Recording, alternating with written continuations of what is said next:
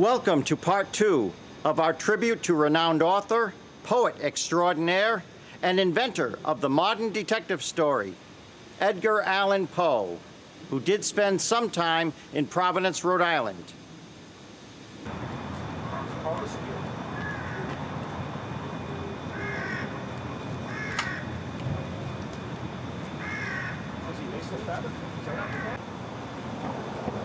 The Telltale Heart. True, nervous. Very, very dreadfully nervous I had been and am. But why will you say that I am mad? The disease had sharpened my senses, not destroyed, not dulled them. Above all was the sense of hearing acute. I heard all things in the heaven and in the earth. I heard many things in hell. How then am I mad? Hearken and observe how healthily, how calmly I can tell you the whole story. It is impossible to say how first the idea entered my brain, but once conceived, it haunted me day and night. Object there was none. Passion there was none. I loved the old man. He had never wronged me. He had never given me insult. For his gold I had no desire.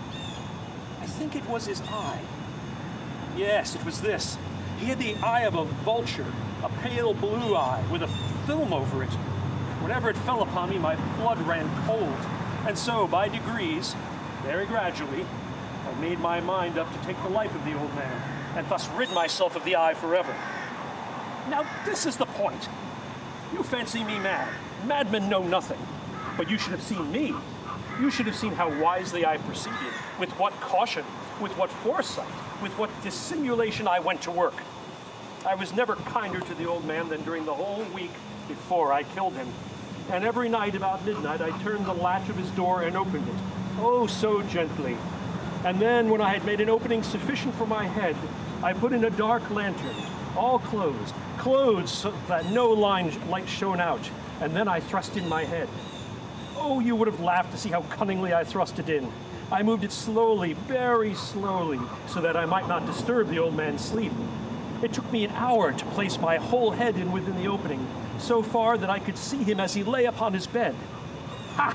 Would a madman have been so wise as this? And then, when my head was well in the room, I undid the lantern cautiously. Oh, so cautiously, for the hinges creaked. And I undid it so much so that just a single thin ray fell upon the vulture eye. And I did this for 7 long nights. Every night, just about midnight. But I found that the eye was always closed. And so it was impossible to do the work, for it was not the old man who vexed me, but his evil eye. And every morning when the day broke, I went boldly into the chamber and spoke courageously to him, calling him by name in a hearty tone and inquiring how he had passed the night. So you see, he would have been a very profound old man indeed to suspect every night, just about 12, I looked in upon him while he slept. Upon the 8th night, I was more than usually cautious in opening the door. A watch's minute hand moves more quickly than did mine. Never before that night had I felt the extent of my own powers, of my sagacity. I could scarcely contain my feelings of triumph. To think that there I was, opening the door, little by little, and he not even to dream of my secret deeds or thoughts. I fairly chuckled at the idea, and perhaps he heard me, for he moved on the bed suddenly as if startled. Now you may think that I drew back, but no. His room was as black as the pitch with the thick darkness, for the shutters were closed fastened through fear of robbers. And so I knew that he could not see the opening of the door, and I kept pushing it on, steadily. I had my head in and was about to open the lantern when my thumb slipped upon the tin fastening, and the old man sprang up in the bed, crying out, "Who's there?" I kept quite still and said nothing. For a whole hour, I did not move a muscle, and in the meantime, I did not hear him lie down.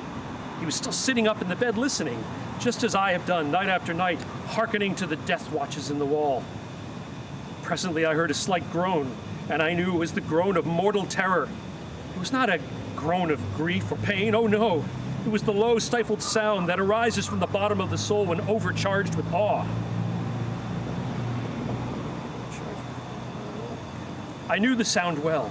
Many a night, just at midnight, when all the world slept, it has welled up from within my own bosom, deepening with its dreadful echo the terrors that distracted me.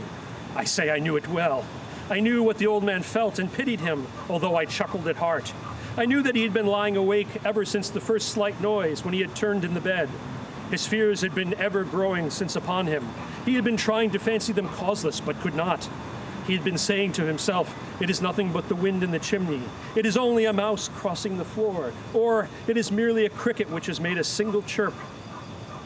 Yes, he was trying to comfort himself with these suppositions, but he had found all in vain, because death, in approaching him, had stalked with his black shadow before him and enveloped the victim. And it was the mournful influence of the unperceived shadow that caused him to feel, although he neither saw nor heard, to feel the presence of my head within the room. When I had waited a long time, very patiently, without hearing him lie down, I resolved to open a very, very little crevice in the lantern. So I opened it. You cannot imagine how stealthily, until at last a single dim ray, like the thread of the spider, shot out the crevice and fell upon the vulture eye. It was open, wide open, and I grew furious as I gazed upon it. I saw it with perfect distinctiveness, all a dull blue with a hideous veil over it that chilled the very marrow in my bones, but I could see nothing else of the old man's face or person, for I had directed the ray as if by instinct, precisely upon the damned spot. And now have I not told you that what you mistake for madness is but over-acuteness of the senses? Now I say there came to my ears a low, dull, quick sound, such as a watch makes when enveloped in cotton. I knew that sound well, too. It was the beating of the old man's heart. It increased my fury as the beating of a drum stimulates the soldier into courage. But even yet I refrained and kept still. I scarcely breathed. I held the lantern motionless. I tried how steadily I could maintain the ray upon the eye. Meanwhile, the hellish tattoo of the heart increased. It grew quicker and louder every instant. The old man's terror must have been extreme. It grew louder, I say, louder every moment. Do you mark me well? I've told you that I am nervous. So I am. And now, at the dead hour of the night, amid the dreadful silence of that old house, so strange a noise as this excited me to uncontrollable terror.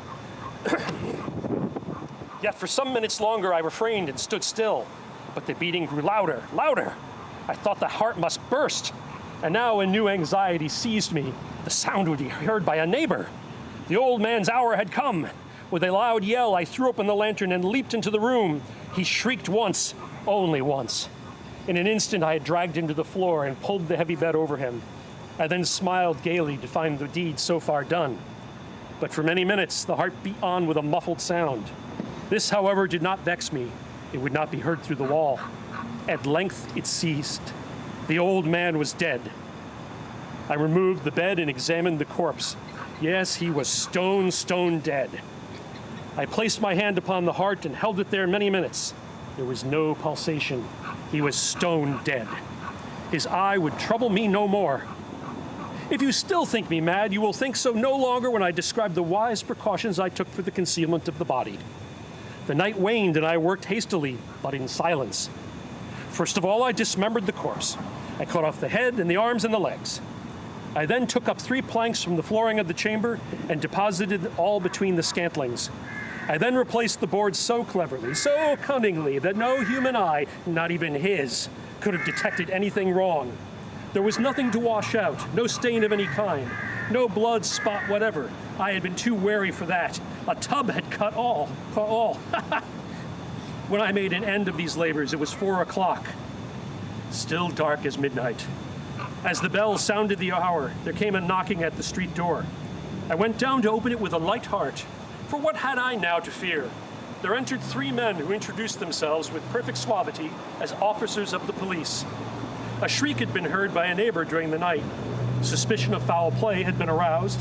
Information had been lodged at the police offices, and they, the officers, had been deputed to search the premises. I smiled. For what had I to fear? I bade the gentleman welcome. The shriek, I said, was my own in a dream.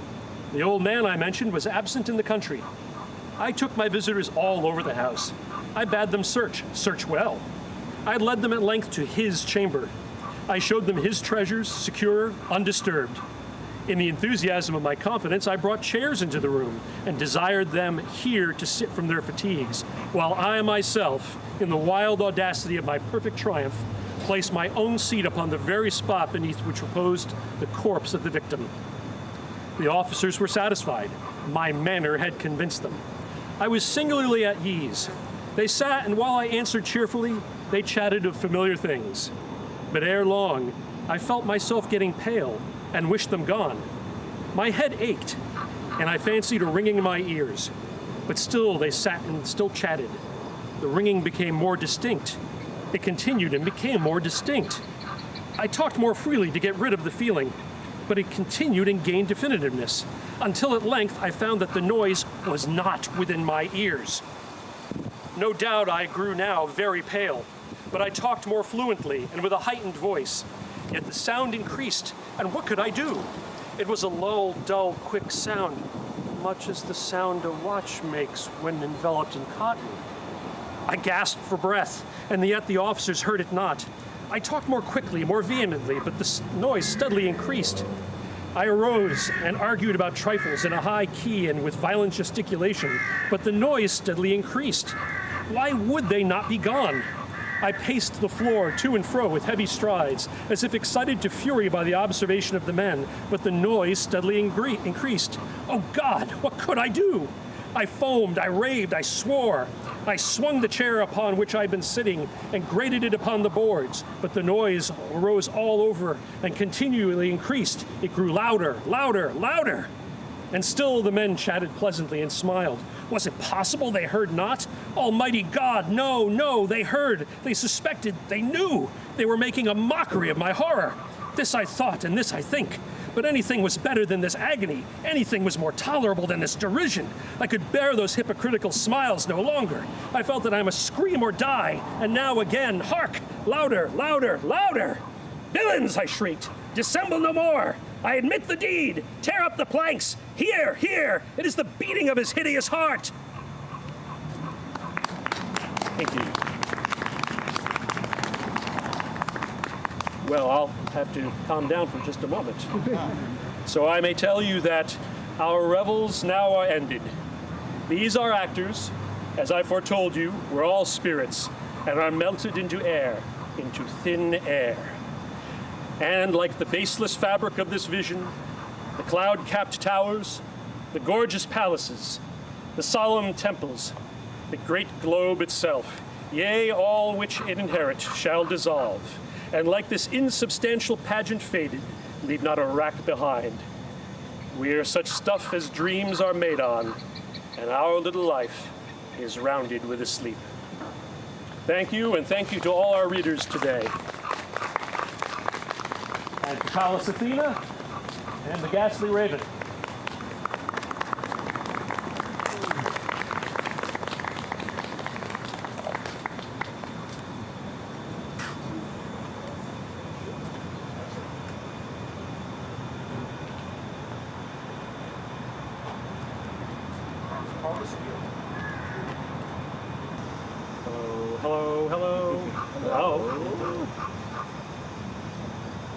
Thank you very much for joining us on this episode of the Edgar Allan Poe Tribute, which we make an annual event. Also, our friend Merrin Flynn holds her own tribute to Edgar Allan Poe in January. So we thank you for watching this episode of Ghost Star N.E.A.R. Until next time, blessings.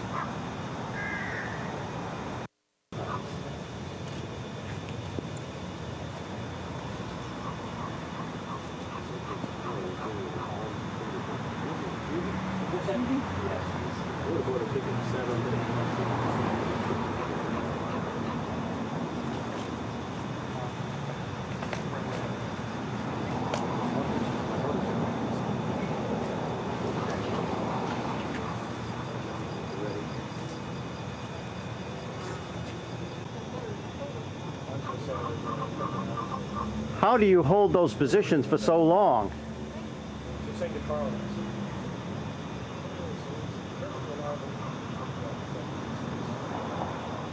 My name is Victoria Hardy. Now, how I learned about Lovecraft in the first place was that we had a project which we were expected to complete in 11th grade, which was on a topic of interest to us, and I was going to do it on Edgar Allan Poe. But I thought to myself after a while, well, you know, everyone knows who Edgar Allan Poe is. we had him in school, we studied his work several times. I mean, it wasn't really going to be that much of a revelation. And then I came across H.P. Lovecraft, which I don't even really remember how off the top of my head, but I did. And I decided, well, he's local. He actually wrote all about Providence and New England, and this would be a much better topic because nobody knows who he is. So I wrote a whole project, which was researching Lovecraft and his works and his life and some of the influence that he had had in popular culture up to that point. This was, we'll say circa 1998. So at that time, Lovecraft was probably not really all that well known. It was very much a fringe thing, and it's very interesting to me to see that over the last several years, his influence has been growing bigger and bigger and getting more and more mainstream. That first we had a lot of adaptations of movies that were either straight Lovecraft adaptations, like they had Dagon back in the early 2000s, and they had The Call of Cthulhu, the black and white one that came out in the mid-2000s that was pretty good, and they had several others, as well as some Lovecraftian movies that were not straight Lovecraft adaptations, but his influence was all over them, like John Carpenter's In the Mouth of Madness, which he didn't actually write that, but it's very much the sort of thing that he would have written, and it was very Cthulhu mythos. So, I mean, there was influence. There was definitely influence around that time, but over the last several years, it seems to have grown a lot bigger to the point where now we have the convention, we have the Necronomicon convention, and we have Cthulhu is maybe not quite a household word, but it seems to be a lot more well-known than it was before, and there have been a lot more adaptations of his stuff, and the Alan Moore comic book series Providence, which started up, which is a re-examination of an adaptation of Lovecraft's stories, which is aimed at trying to make them shocking again, and you get at the original type of influence that they would have had when they were first published in the 1920s and 30s, kind of for a more contemporary audience, but still set in that time frame. So definitely I'm seeing a lot more influence. My name's Christian Henry Tobler. I'm one of the regular Rogues Gallery members here at the Edgar Allan Poe tribute, and of course the H.P. Lovecraft ones that my friend and colleague, Mr. Carl Johnson, has organized over the years. Today I had the pleasure of reading something I not only had not read on my own for many years, but certainly had never done as a public reading. And this was the better part of one of Poe's more horrendous stories, The Facts in the Case of M. Valdemar.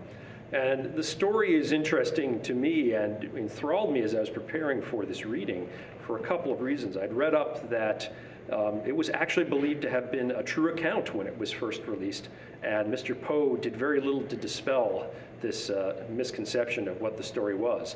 And at the time that he wrote this, and the subject of the story is mesmerism, which had a very big pseudoscientific vogue for many years in the 1800s. This was thought to be a real account of a mesmeric experiment that had been performed. Now, the story is interesting not just for its quality of having appeared as a hoax, but also it is probably one of the best precursors of what H.P. Lovecraft would later use as a writing style later on. We often hear that Poe was one of Lovecraft's inspirations, and that's certainly true, but it really is brought home reading this story, both in the general horror of it, and it's a horror in a very modern sense, but also it's the tale of Poe's that is really the most grotesque, the most gruesome. We even see words, at one point the narrator, who is the mesmerist, is describing this disgusting, pungent, odorous ichor, as he calls it, that's coming out from the mesmerized subject's eyelids. And this is the sort of description we'll see in some of the more revolting passages in Lovecraft tales. So clearly this story in particular must have been a big influence. So it's certainly Poe's grossest story, shall we say. That was an assessment I read and one that I heartily agree with. So for pure disgusting fun, I don't think you can beat it. And clearly a source of inspiration for Mr. Lovecraft. Well, Victoria and Christian, I think that both Edgar Allan Poe and H.P. Lovecraft fit very well into the motif or zeitgeist of Providence, in that the Providence spirit is somewhat dark and foreboding and recalcitrant in itself. Despite its modernization, there's still that ominous lure to Providence. It's inundated in history. And that's where Poe and Lovecraft come in. And of course, Lovecraft was influenced by Poe, but he came into his own as an author. So I don't think you can, if you're into the arcane at all, I don't think you can escape the lure of Providence without at least dalliance or passing interest in Edgar Allan Poe, who resided in Providence or visited Providence often later in his life, which had lived to be 40 years old, and H.P. Lovecraft, who lived almost all of his life here in Providence, Rhode Island, where we are now. It's, the architecture certainly is, some of what either of them, and certainly what Lovecraft would have experienced, is much of it is preserved. Now, of course, the modern flow of traffic and many other modern trappings would make it a mysterious location if we could unearth one of them and have them experience the east side anew. But still, there's a lot to find familiar. I'm always struck when visiting the spot where he saw Sarah Helen Whitman tending her rose garden, that there's still a rose garden there, and what's clearly a very old stone fence girding in that garden. So it's easy to lose oneself in the possibly illusory and erroneous notion that you're seeing it the way it was, but certainly there's a lot of elements that are the same. What you got to say about that? Well, there's also the point that Lovecraft himself was an antiquarian, and he was very interested in the architecture and the history of New England, and especially of Providence, and he wrote about many of its landmarks and incorporated him into his stories. Some of those landmarks still exist. Some of them have been torn down since the time of his writing, but it's rather hard to separate them out, especially with Lovecraft, because there was such an influence between Lovecraft and the city of Providence, one on the other. And I think now people are starting to embrace the notion that he is this local author who had a lot of influence on things, and he had a really great imagination, and he loved the city, so people are starting to embrace that more.